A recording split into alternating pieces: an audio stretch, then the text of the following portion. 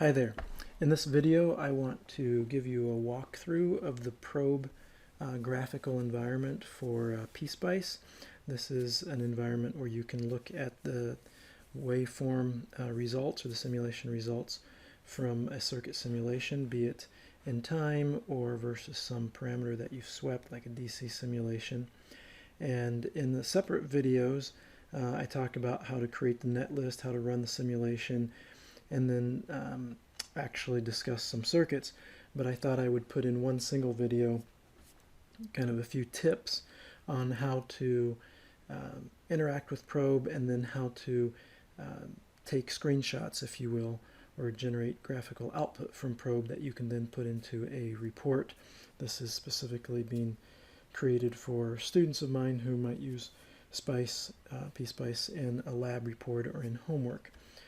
It certainly is applicable to anyone who wants to use Spice, though. Okay, so I have a circuit here, a simple circuit. It's a half-wave rectifier.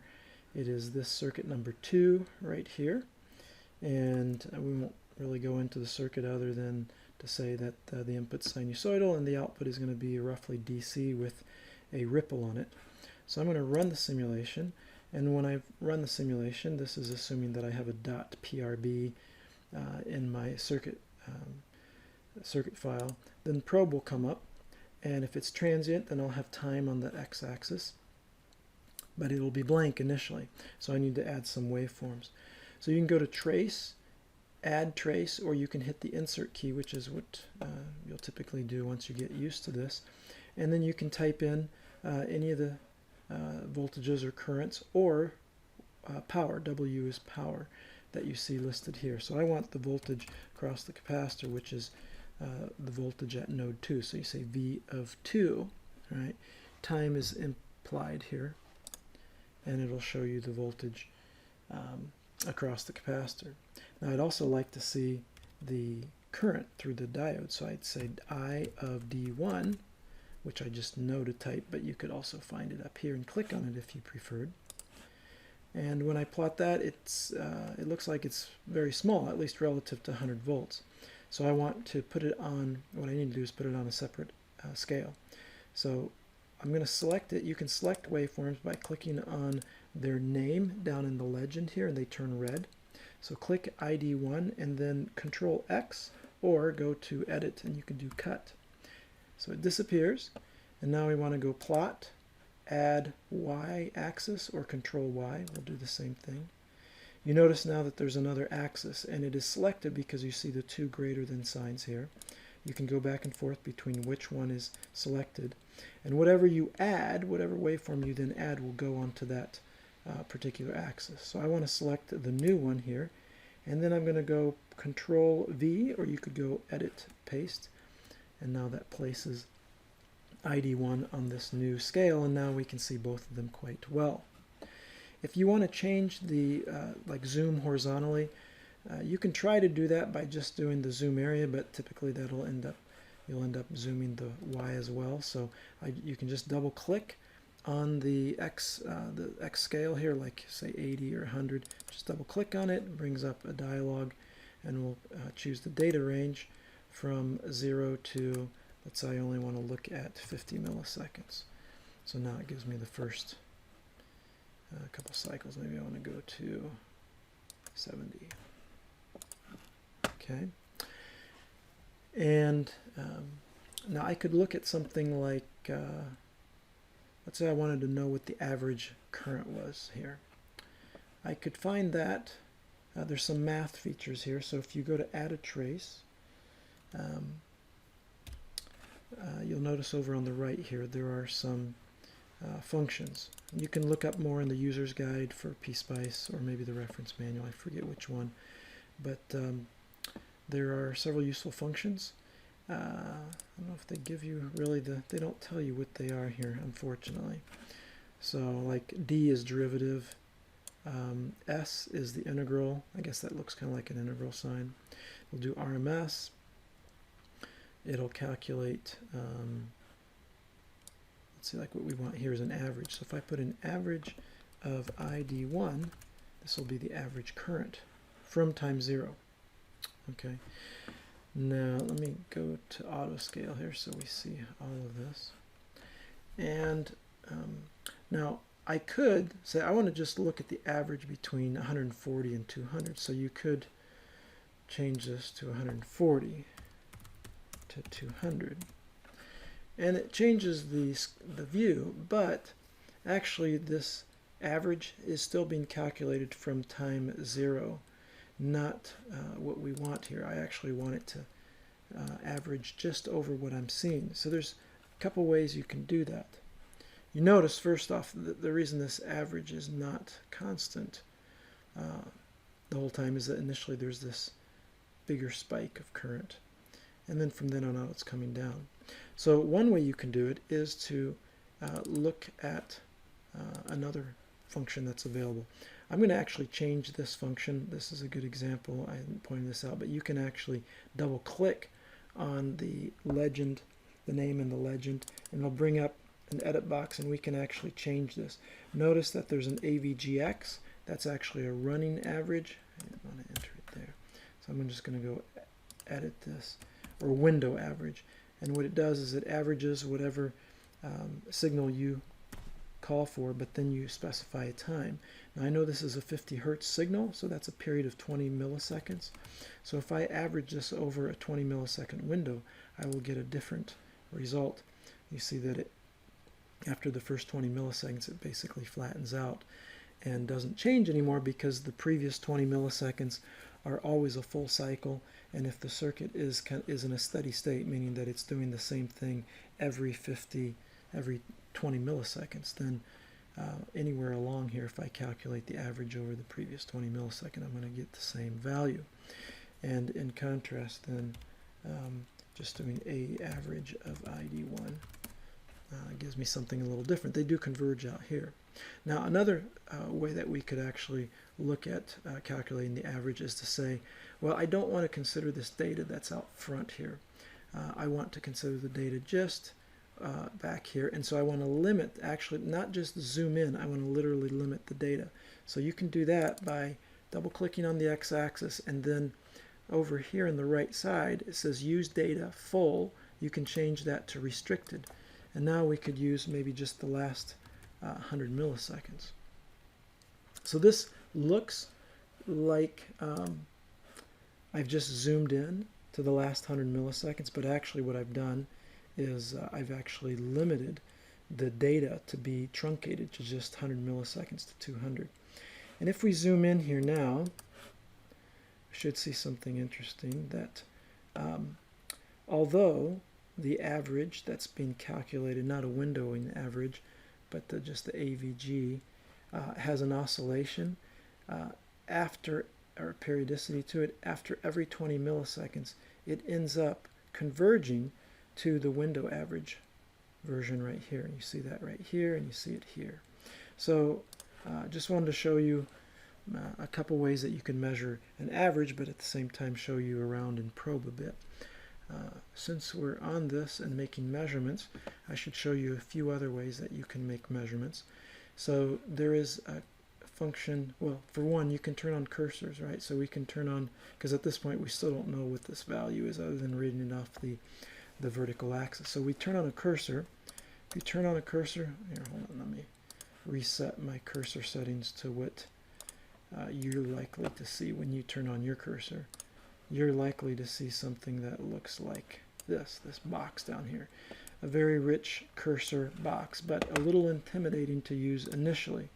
So I recommend that new users and even seasoned users change the cursor to what's called the old non-doctable cursor. So you get to this through the tools options. Now when I turn on the cursor, it floats. It's a little cursor that floats around. And there's actually two cursors, cursor A1 and cursor A2. And in the first column you see time, or the horizontal axis. Second column is vertical, and so it'll be volts or amps or watts depending on what trace your cursor is attached to. The cursor is shown being attached to a particular waveform by little dotted box around the label, the symbol label for each trace. And there's a left cursor and a right cursor, or a first cursor, a second cursor. So A1 is controlled with the left mouse. So I'm holding the left mouse now, and it's moving along V2. If I hold the right mouse, now it is, you'll notice it is not tracking with the green, but it's tracking with the ID1. See, it's coming down right now. That's because it's attached to ID1 here. I control that with my right mouse. So if I want to move this second cursor, the cyan one, over to V2, I right click on it, and now it is on the same trace. I can move both of them over to ID1 by left clicking to move the left or first cursor, and right clicking to move the second or right cursor, and now they are both on ID1. Okay. Put them back on V2 for now.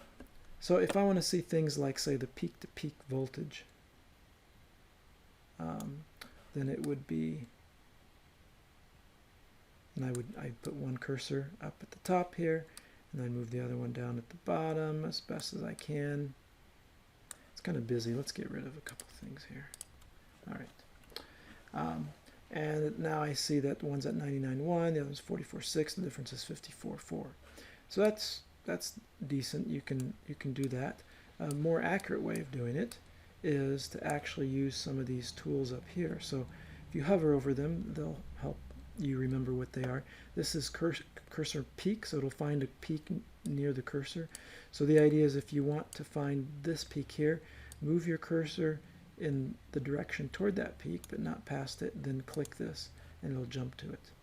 If you want to find the trough, then you move, I'm right clicking now because I'm moving my right cursor or second cursor down toward this trough, and now I left click on the trough and then right click on it, and it'll move that down. Actually, maybe I don't even need to left click, maybe just right click.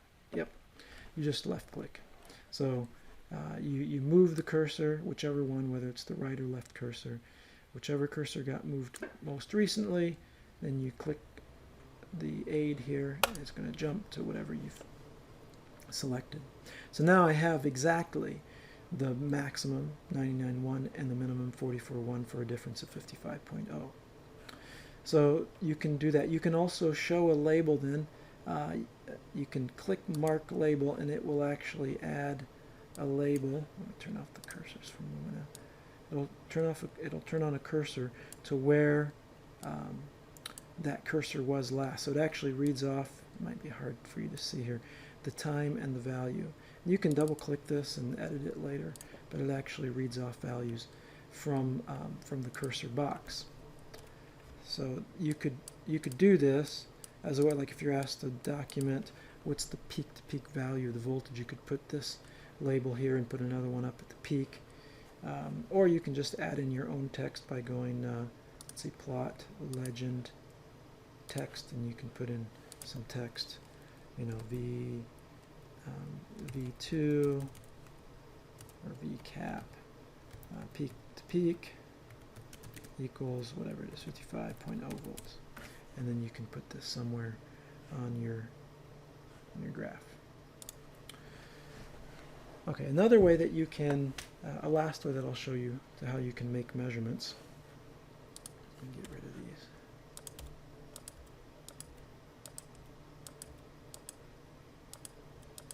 Sometimes they're hard to select. Huh, maybe it's gone, but it's just, yeah, it's gone. I need to redraw it. So I zoomed out. Okay, one last way you can make measurements is using what's called the measurement results window.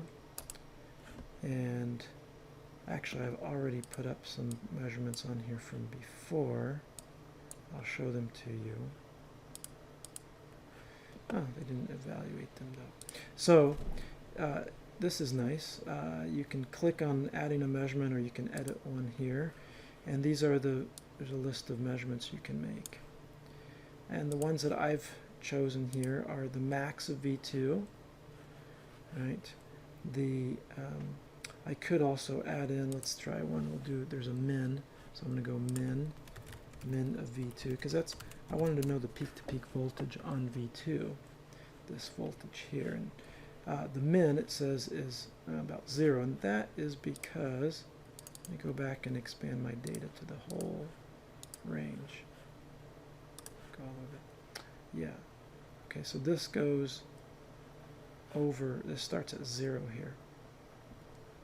So if I want to just look at a min within a range, fortunately they have this function called min x range, and you can say the trace you want and then the time range over which you want to look. So I'm going to get rid of this guy, and instead I'm going to turn on the min here. And now it's min between 40 and 60, which is right in here, and it finds one of these minimums. And then I actually have put in on one line the max over this x range minus the min over this x range, and when I evaluate that, I get my 54.96, which is about what I measured before. So you can use this measurement results window as a way to make some measurements on your waveform as well, if you like to. Okay, so once you have some measurements that you like, or some waveforms that you like, then you need to capture them and put them into your report.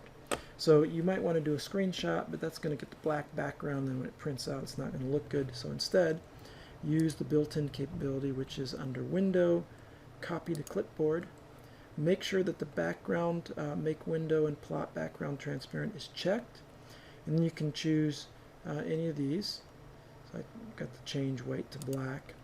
So it copies it, and now let's go over to Word, and we can paste it in, and there you have the waveforms.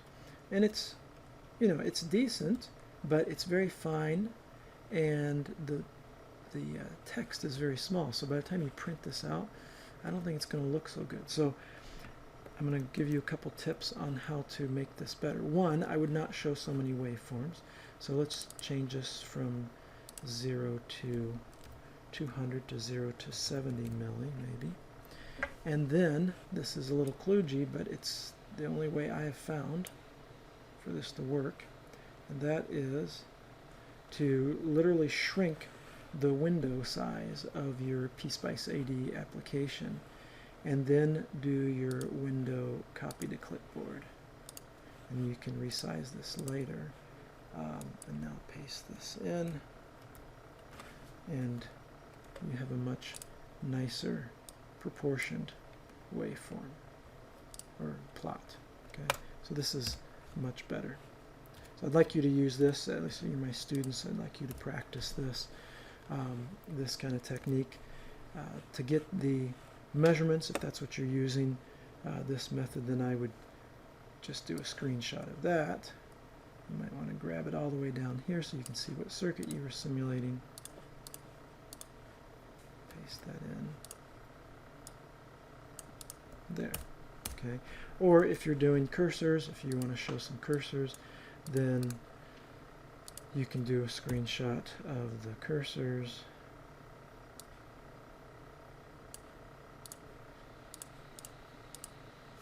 Right. And put that in there. Okay.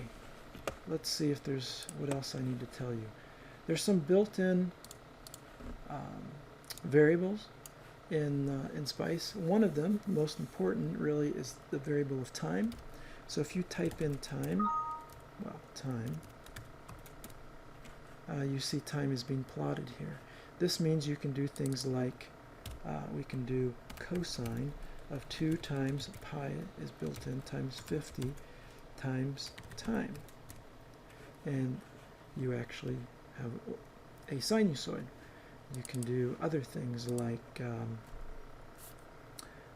let's see, minus 0.4, and then of course that offsets it, and then let's do absolute value of that, and now we get some asymmetrical bumps there, or lumps.